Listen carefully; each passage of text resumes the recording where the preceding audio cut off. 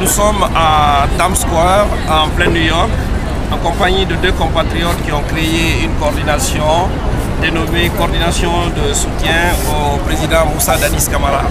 J'ai à ma gauche M. Baba Sila, président de la dite coordination, et à ma droite M.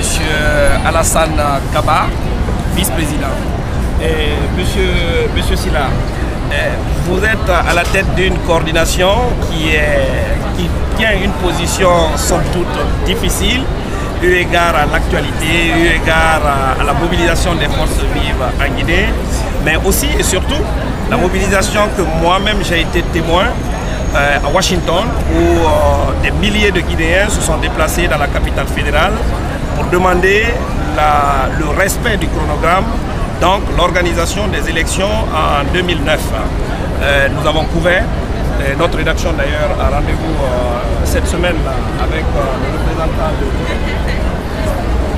le responsable ils appellent ça Guinée d'Est, M. Hunter, que vous avez rencontré, pour aussi défendre votre position auprès du département d'État, c'est ça.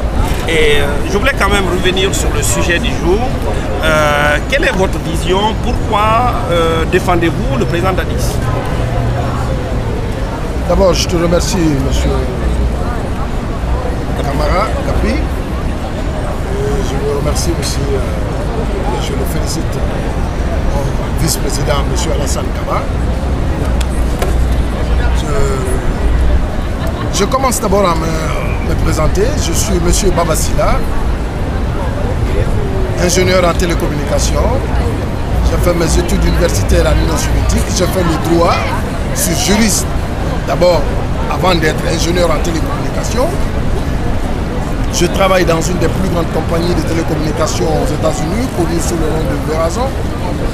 Et je suis là il y a plus de 17 ans que je vis aux États-Unis. Donc cela veut dire que j'ai connu pratiquement tous les deux changements, ou trois changements s'il faut le dire, politiques en Guinée. Aujourd'hui, nous avons décidé de créer, je vais répondre à votre question directement, nous avons décidé de créer un comité qu'on a appelé autrement alors une coordination soutien à Dadis, parce que d'abord, nous le savons tous que la vie est un marché, comme le disaient certains poètes, que la vie est un marché dont les valeurs s'achètent par les actes. Alors voilà. C'est quoi vos actes alors? C'est les actes de Dadis que je vous dis. Je ne vous le cacherai pas, Dadis, d'abord, nous ne l'avons jamais connu en personne. Moi, personnellement, je ne l'ai jamais connu de ma vie. Mais j'étais à Conakry le 28 décembre 2008, là où j'ai vécu ce changement politique. Après la mort de l'ancien président Alassane Conté, les jeunes militaires que j'ai trouvés devant moi qui ont fait un putsch, je ne dirais pas que c'est un coup d'État, mais puisqu'il y a un changement que j'appelle un changement de pouvoir, des jeunes militaires que j'ai vus d'abord dans leur langage patriotique, avec un langage patriotique, un langage propre, quelque chose que nous n'avons pas connu dans l'armée, il faut se dire la vérité, dans le passé. Donc là, j'étais vraiment impressionné. Mais sur ce plan-là, je vous arrête, monsieur Sila. Oui. Je suis d'accord avec vous. Vous savez, le temps imparti est très court. Oui. Ce que je veux simplement vous dire, ce que vous dites, c'est vrai. L'avènement du CNDD au pouvoir a été salué par l'ensemble des populations guinéennes. Oui. Donc sur ce plan-là, vous avez entièrement raison. Mais la question du jour, c'est, il est aussi évident qu'après l'avènement du CNDD, il y a eu des rencontres, notamment les forces vives d'un côté et le CNDD de l'autre. Et la compilation de ces deux forces a donné un chronogramme qu'on a appelé, enfin, qui devait nous conduire à l'élection présidentielle en décembre 2009. Bon, jusqu'à une date relativement récente, tout semble croire que nous allons dans, comment dire, faire ces élections. Voilà. Et aujourd'hui, force est de constater que nous nous éloignons de plus en plus vers l'organisation de l'élection présidentielle. Oui. Visiblement, votre position est claire. Oui. Vous ne souhaitez pas qu'il y ait des élections en décembre, mais plutôt plus tard, voire en décembre 2010. En tout cas, en 2010. C'est cette position que je voudrais que vous défendiez. Oui, d'accord. Bon, on ne l'a pas dit directement comme ça, mais ce qui reste clair, pour répondre à votre question directement comme vous me demandez, vous savez que la Guinée, d'abord, nous avons affronté une situation, on était vraiment attaqué à une situation dangereuse. Là, il faut le reconnaître. Absolument. Donc, le pays était vraiment à un état vraiment qu'il faut se dire que la situation était telle dangereuse qu'il fallait vraiment que d'abord il faut faire face à certaines situations du pays. Voilà le monsieur Dadis qui est venu au pouvoir, qui est là, qui nous a d'abord qui a commencé à lutter avec tout ce qu'on a comme fléau à Guinée, les histoires de drogue, et les cartels de drogue, et les dénis publics, les détournements, et aussi avec une justice vraiment, s'il faut le qualifier, incapable.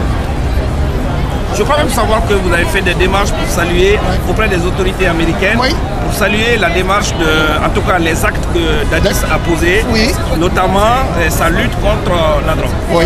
Vous pouvez nous en dire quelques mots? Oui, effectivement, pour la lutte, nous l'avons fait parce que nous avons pu rencontrer le département américain à propos de reconnaître d'abord l'acte que Dadis, des jalons qu'il a mis au pays après le pouvoir du 28 décembre. Nous les reconnaître d'abord parce que les Américains eux-mêmes ils sont en train de lutter contre la drogue.